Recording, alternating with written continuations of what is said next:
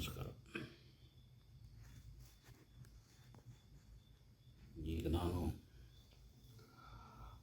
ಅಮ್ಮನ ಬಗ್ಗೆ ಹೇಳಲು ಬಯಸ್ತಾ ಇದ್ದೇನೆ. ಅಮ್ಮ ಅಂದ ತಕ್ಷಣ ಎಲ್ಲರಿಗೂ ನೆನಪು ಬರುವುದು ಮೇ 2ನೇ ಭಾನುವಾರ. ಅವತ್ತು ಎಲ್ಲ ತಾಯಂದಿರ ದಿನ.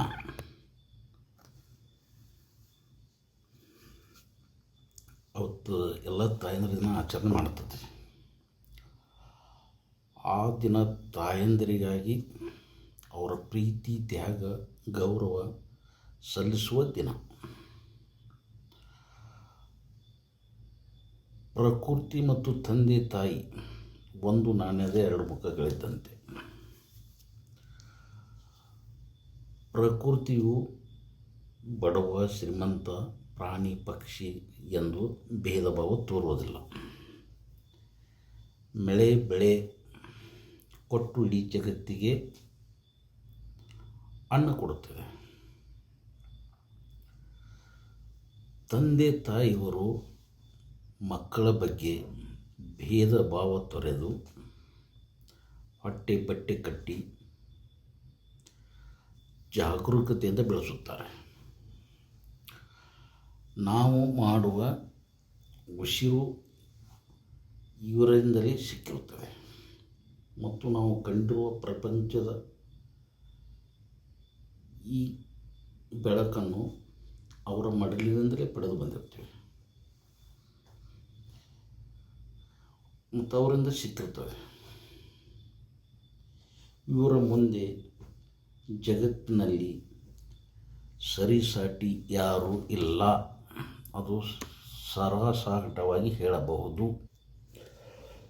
ತಾಯಿ ತನ್ನ ಮಕ್ಕಳಿಗೆ ನಿಸ್ವಾರ್ಥಕ ಪ್ರೀತಿಯನ್ನು ನೀಡುತ್ತಾಳೆ. ಅದರ ಮುಂದೆ ನಾವೇನೂ ಅಲ್ಲ. ತಾಯಿ ಕುಟುಂಬದ ತಿರುಳು ಮತ್ತು ಸಂತೋಷಕ್ಕೆ ಕಾರಣವಾಗುತ್ತಾಳೆ. ತನ್ನ ಯಾವುದೇ ಕಷ್ಟಗಳನ್ನು ಬದಿಗಿಟ್ಟು ತಾಯಿ ನಗು ಪ್ರಪಂಚದ ಎಲ್ಲ ದುಃಖಗಳನ್ನು ಮತ್ತು ಒತ್ತಡಗಳನ್ನು ತೆಗೆದುಹಾಕುತ್ತದೆ. ಅವಳ ಮಾತಿನಲ್ಲಿ ಎಷ್ಟು ಶಕ್ತಿ ಇದೆ. ತಾಯಿ ತನ್ನ ಮಕ್ಕಳ ಸಂತೋಷಕ್ಕಾಗಿ ಎಲ್ಲವನ್ನೂ ತ್ಯಾಗ ಮಾಡುತ್ತಾಳೆ. ತಾಯಿನ ಬಿಟ್ಟರೆ, ತಂದೆ ಬಿಟ್ಟರೆ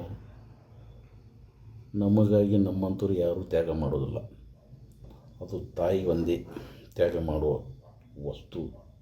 ಅಂದರೆ ದೇವರಂದರೆ ತಾಯಿ. ತಾಯಿ ಸಮಾಜದಲ್ಲಿ ಮಕ್ಕಳಿಗೆ ಉತ್ತಮ ಮಾರ್ಗದರ್ಶನ ನೀಡುತ್ತಾಳೆ. ಗುರುವಿನಕ್ಕಿಂತ ಮೊದಲು ತಾಯಿ. ತಾಯಿ ಪ್ರೀತಿ ಮತ್ತು ತ್ಯಾಗ ಎಂದಿಗೂ ಗಮನಾರ್ಹವಾದದ್ದು. ಅವರ ಪ್ರೀತಿ ಮತ್ತು ತ್ಯಾಗದ ಮುಂದೆ ಯಾವುದೂ ಇಲ್ಲ, ಸರಿಸಾಟಿ ಇಲ್ಲ.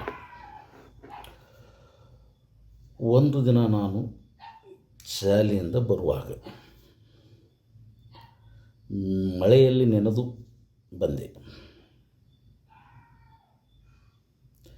ಮನೆಯವರೆಲ್ಲ ನನ್ನ ಬೈದರು. ಆದರೆ ಅಮ್ಮ ಮಾತ್ರ ತನ್ನ ಸೆರಗಿನಿಂದ ತಲೆ ಒರೆಸುತ್ತಾ ಬೈದಳು. ಅದು ನನಗಲ್ಲ, ಆ ಮಳೆರಾಯನಿಗೆ. ನಿನ್ನಿಂದ ನನ್ನ ಮಗ ತೋರಿಸ್ಕೊಂಡು ಬಂದ ಅಂತ. ಅಂದ್ರೆ ತಾಯಿಯ ಪ್ರೀತಿಯ ಕರುಳು ಎಷ್ಟು ಅಜರಾಮರವಾಗಿರ್ತವೆ. ಅದಕ್ಕೆ ತಾಯಿಯ ಪಾದದಲ್ಲಿ ಸ್ವರ್ಗ ಕಾಣಬಹುದು.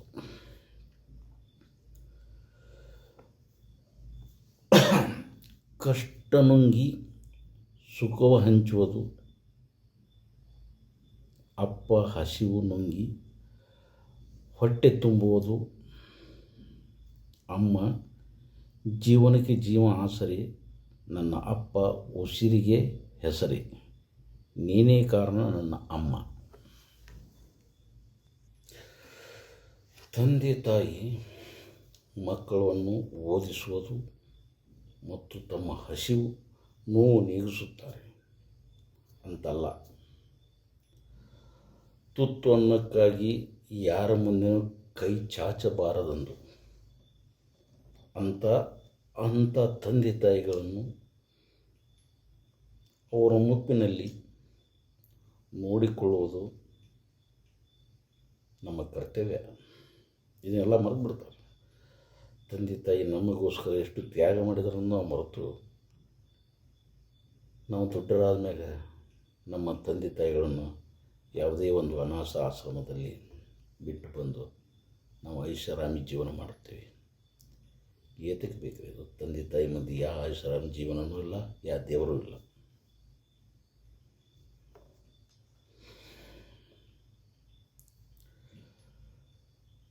ನಮ್ಮ ಕರ್ತವ್ಯ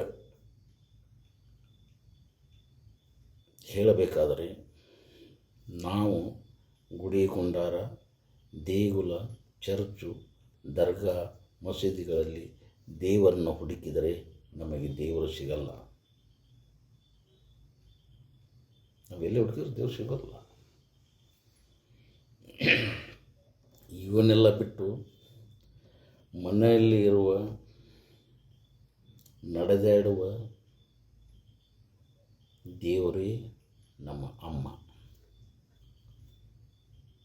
ಅವ್ರನ್ನು ಪ್ರಾರ್ಥಿಸಿ, ತಂದೆ ತಾಯಿಯನ್ನು ಪ್ರಾರ್ಥಿಸಿ ಸಾಕು.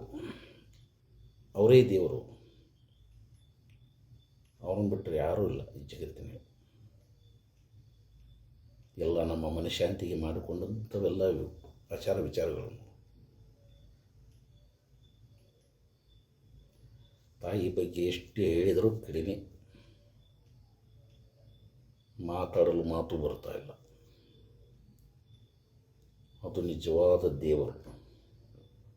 ಅವರು ತ್ಯಾಗಮಯಿ. ನಮ್ಮ ಪೈಗಂಬರು ಹೇಳಿದ್ದಾರೆ ತಾಯಿ ಬಗ್ಗೆ, ಮೂರ್ಖರೇ, ನೀವು ಅಲ್ಲಿ ತಾಯಿಯನ್ನು ಹುಡುಕುವ ಬದಲು ನಿಮ್ಮ ತಾಯಿಯ ಪಾದದ ಕೆಳಗೆ ಸ್ವರ್ಗವಿದೆ, ಆ ಸ್ವರ್ಗವನ್ನು ಕಾಣಿ. ನೀವು ಎಲ್ಲಿ ದೇವರು ಹುಡ್ಕೊಂಡು ಹೋದ್ರೆ ದೇವರು ಸಿಗೋದಿಲ್ಲ. ಮನೆಯಲ್ಲಿ ಜೀವಂತ ಇದ್ದ ತಾಯಿ, ಆ ತಾಯಿಯ ಪಾದದ ಕೆಳಗೆ ಸ್ವರ್ಗ ಇದೆ. ಪೈಗಂಬರ ಹೇಳಿ. ನೀವು ಯಾರು?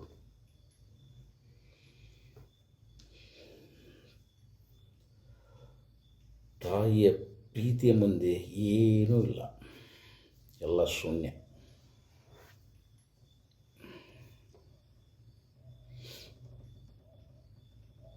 ಗೆಳೆಯರೇ, ಇವತ್ತಿನ ದಿನ ಅಕ್ಟೋಬರ್ 2, 2025 ನನ್ನ ತಾಯಿಯನ್ನು ಕಳೆದುಕೊಂಡು ನಾನು 27 ವರ್ಷಗಳಾದವು. ಆದರೆ ನನ್ನ